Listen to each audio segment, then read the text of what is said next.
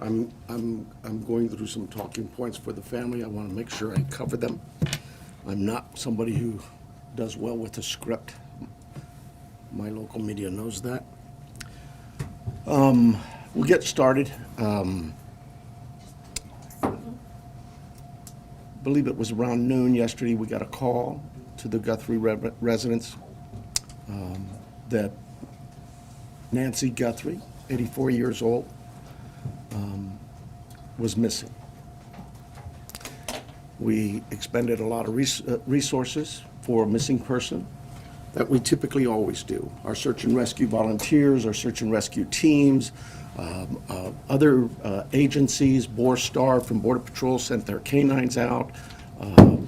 They worked tirelessly all day yesterday and all day tonight. All day yesterday and all last night.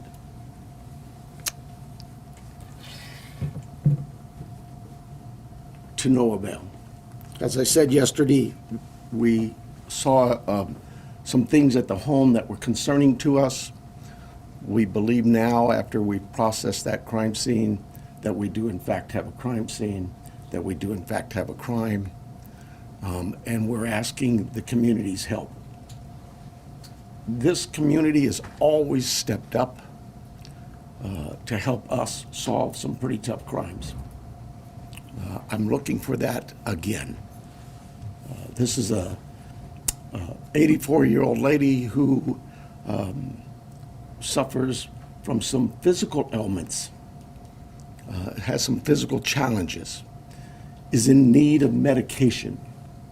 Medication that if she doesn't have in 24 hours, it could be fatal.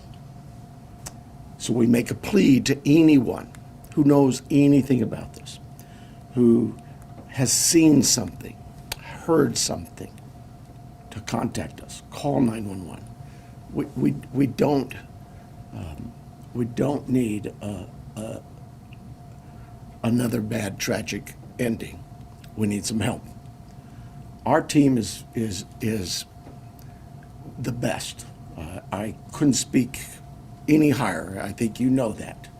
We have done some great work with our partners in the Valley.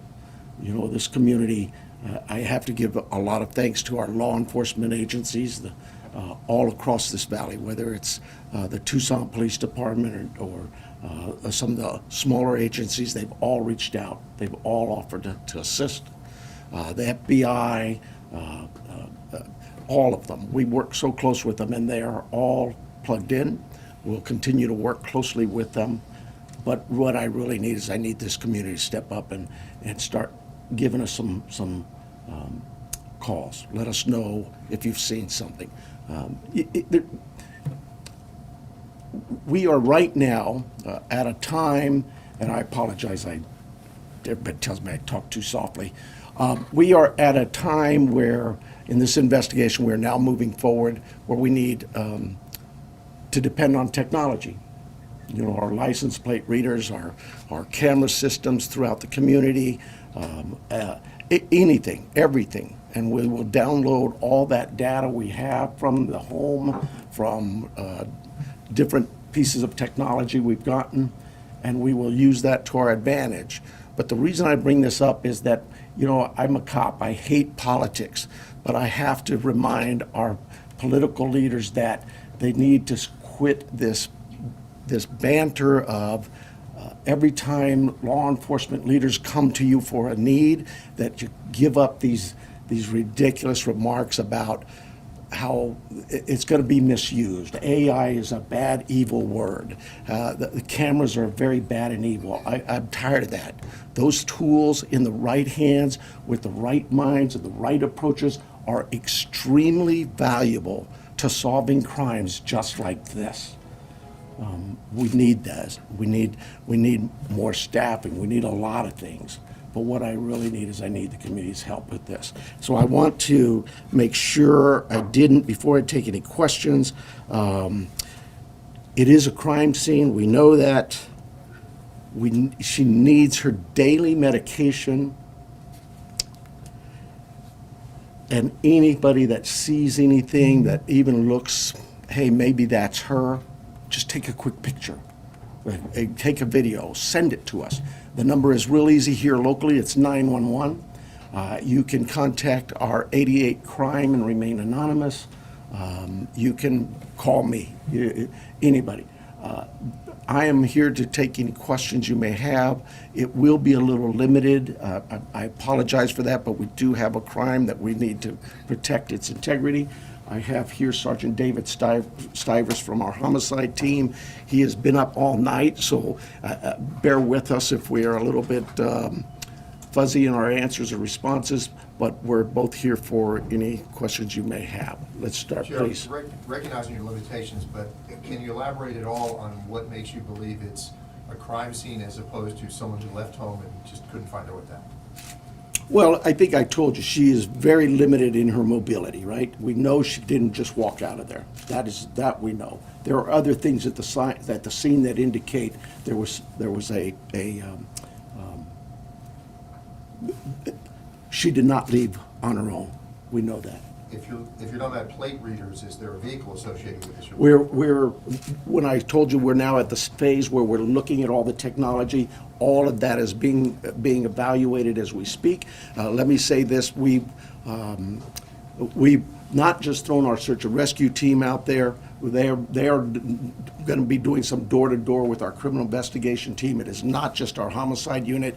All of our criminal investigation detectives. I went out last night to the scene. There were probably 100 cars out there, all from the sheriff's department, all working this case. It takes a lot of manpower and a lot of energy. This team of mine worked throughout the night. They continue to work. David's had zero sleep, but he and his team are working as hard as they can. Is there anybody else associated with her, a caregiver, a family member, acquaintance, who is also missing and somebody? No. Our hearts go out to them. This is their mom. She's, just a great lady from what I've heard, and I feel for the family. We just want to find her and bring her back safe. Sheriff, you mentioned that she didn't just walk out, but is there any additional information that you can give us on what may have alluded to this being a crime scene?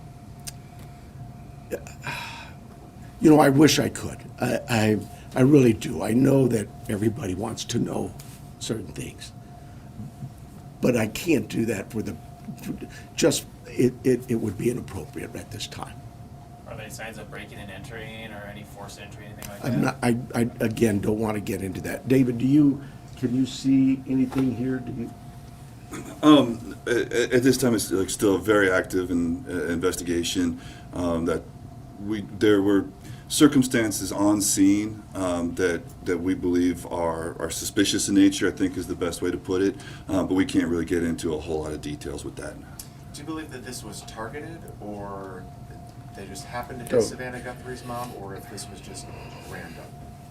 We don't know that. We don't. We look at all of that, but we just don't know that. Do they have cameras at the home? They do, and we're looking through some of that.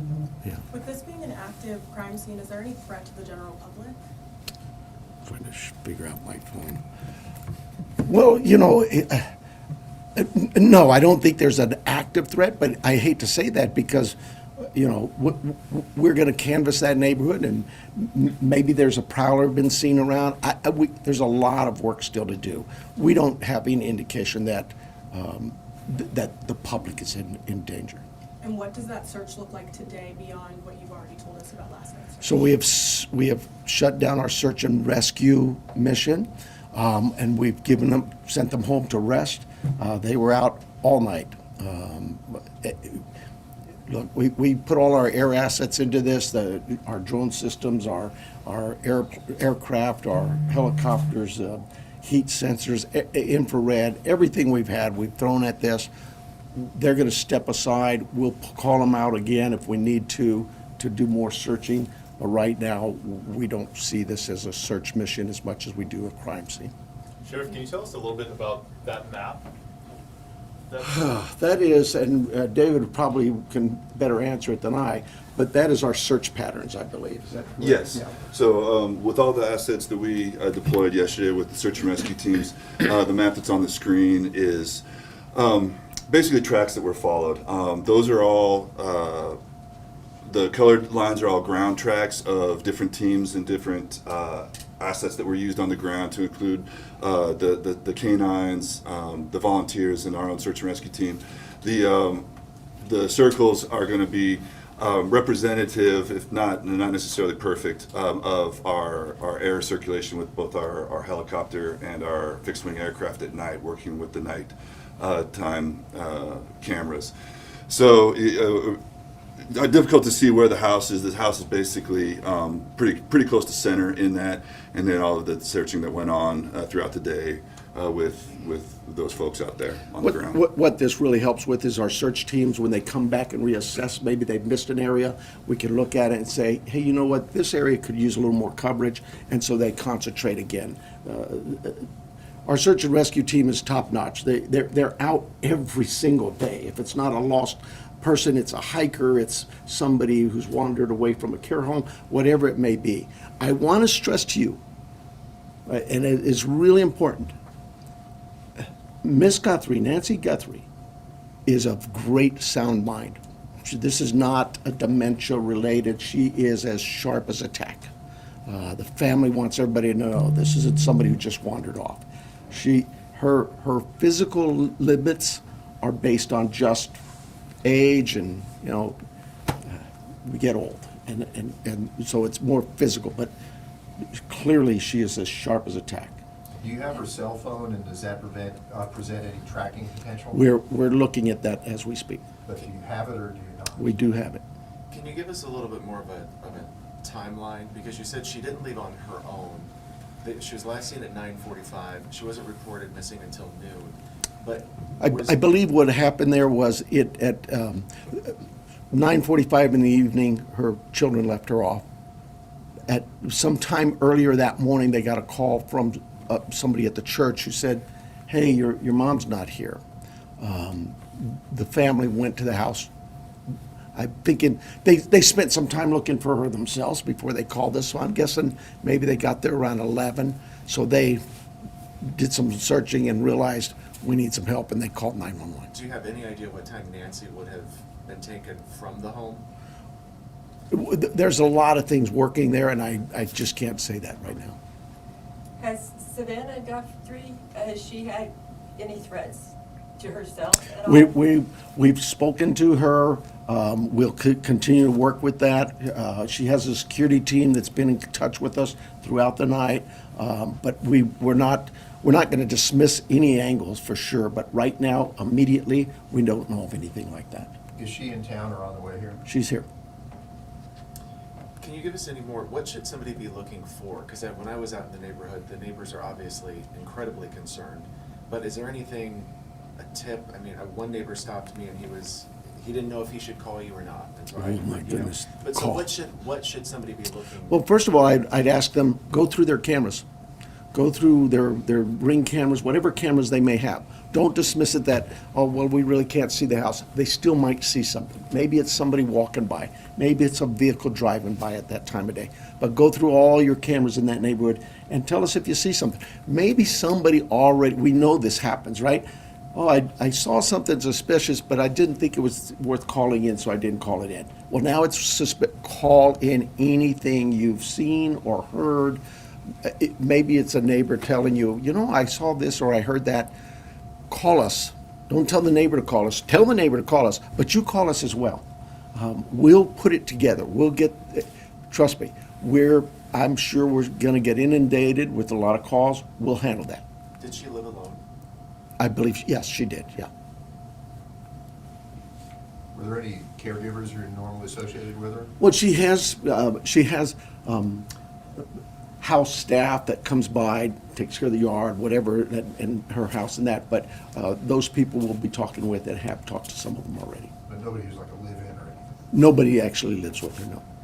Like I say, she's of great sound mind, and she is mobile. It's just, it's a challenge for her to get, as the family says. She couldn't walk 50 yards by herself, so. What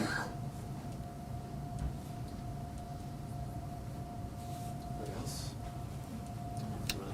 Somebody asked about the FBI. I'm sorry. Somebody asked about about the FBI if they're involved? Like I said, we work closely with all of our partners, whether they're the FBI, ATF, ICE, whoever. We know that they have certain capabilities and certain resources, just as we have certain capabilities and resources. So yes, we'll continue to work with them, and they've offered assistance to us. We accept that assistance, and we offer assistance. But just last week, the FBI called us to handle a shooting that involved Border Patrol. You need to know that. That's just day-to-day routine work for the law enforcement in Pima County in Tucson. We work very closely with our partners. With the amount of time that's gone by, how wide do you cast in the net? Statewide, national? Well, yes, national for sure. I'm hoping the national media's picked up on this. We've gotten a lot of reports, but statewide as well, with Amber Alerts, things like that. All of those things we use.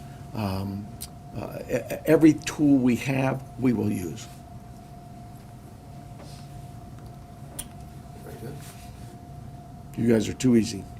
Thank you so much. I apologize for being late. I apologize for my political rhetoric of the Board of Supervisors or the City Council. I just get so frustrated, and we just can't do this job without their support. We don't need political statements from the dais and mumbo jumbo. We need them to listen to their law enforcement leaders and really pay attention to the fact that we understand that there's a great potential for abuses in today's world with the technology that's available to us. But you have to, at some point in time, have some faith and trust in your leadership in the law enforcement community to know and understand that we too were elected here to provide a service to our community. I can't think of a community in this planet that wouldn't tell you, number one is public safety. Everybody just wants to be able to know that they can go outside and enjoy their community and come home and be safe at night in their rooms, asleep in bed. And this lady wasn't able to accomplish that. That's a sad statement. We need her back. We need to find her. And time is very critical. She is 84. She needs her meds. Her family needs her too. Thank you so much for being here. Does it have David say his first and last name and spelling? Oh, sure. My name is Sergeant David, common spelling D-A-V-I-D, Stivers, S-T-I-V as in Victor, E-R-S. And what's your title? Sergeant. Sorry. Thank you, guys. And if we get more as things develop, we'll call you back.